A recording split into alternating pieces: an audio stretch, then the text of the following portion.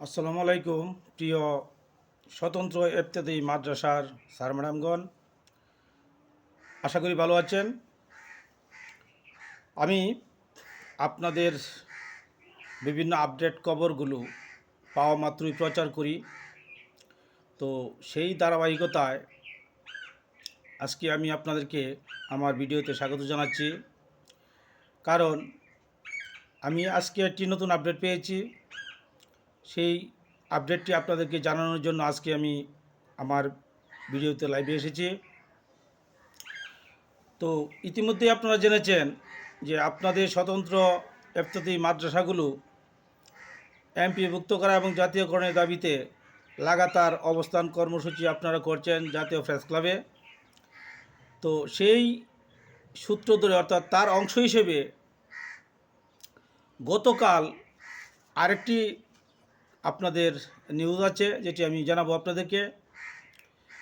তো তার আগে বরাবরের মতো আপনার কাছে আমার একটি ছোটো রিকোয়েস্ট, আপনি যদি স্বতন্ত্র ইবতেদায়ী মাদ্রাসার শিক্ষক হন তাহলে আমার চ্যানেলটি সাবস্ক্রাইব করবেন এবং পাশে থাকা বেল বাটনটি অল করে দেবেন এবং ভিডিওটির পূর্ণ ধারণা পেতে ভিডিওটি শুরু থেকে শেষ পর্যন্ত দেখবেন। তো স্যার ম্যাডামগণ, 22 অক্টোবর বুধবার আপনাদের একটি প্রতিনিধি দল, অর্থাৎ আপনাদের স্বতন্ত্র ইবতেদায়ী মাদ্রাসার 15 সদস্যের একটি প্রতিনিধি দল গিয়েছিল শিক্ষা মন্ত্রণালয়ে। ওই প্রতিনিধি দলের নেতৃত্ব দিয়েছিলেন সংগঠনের চেয়ারম্যান কাজী মুখলিসুর রহমান এবং সদস্য সচিব মাওলানা মোহাম্মদ আলামিল।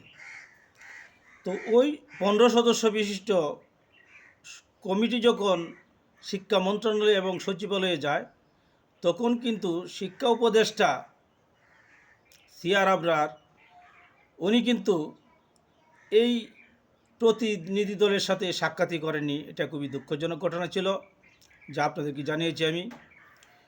তো গতকাল 23 অক্টোবর বৃহস্পতিবার আপনাদের 5 সদস্য বিশিষ্ট একটি প্রতিনিধি দল আবারও গিয়েছিল মন্ত্রণালয়ে। এই দলের নেতৃত্ব দেন আপনাদের সংগঠনের চেয়ারম্যান কাজী মুখলিসুর রহমান এবং সদস্য সচিব মাওলানা মোহাম্মদ আলামিন, এবং তার সাথে আরও 3 জন ছিলেন। তো তারা কিন্তু শিক্ষা উপদেষ্টার সাথে গতকাল সাক্ষাৎ করেছেন এবং শিক্ষা উপদেষ্টা যেটা জানিয়েছেন সেটা হলো যে কারিগরি এবং মাদ্রাসা বিভাগের যে সচিব, উনি দেশের বাইরে আছেন। উনি দেশের বাইরে থাকার কারণে আপনাদের যে কাগজপত্র, অর্থাৎ আপনাদের যে ফাইল, এটা শিক্ষা উপদেষ্টার কাছে পৌঁছাতে পারেনি, যার কারণে শিক্ষা উপদেষ্টা এ ব্যাপারে কোনো উদ্যোগ গ্রহণ করতে পারেনি, এমনটাই জানিয়েছেন সিআর আবরার স্যার। তো আশা করা যায় যে সচিব দেশে আসলে আপনাদের ফাইল শিক্ষা উপদেষ্টার হাতে আসবে এবং তিনি তা খতিয়ে দেখবেন এবং ব্যবস্থা নেবেন, এমনটাই জানিয়েছেন সিআর আবরার স্যার, শিক্ষা উপদেষ্টা।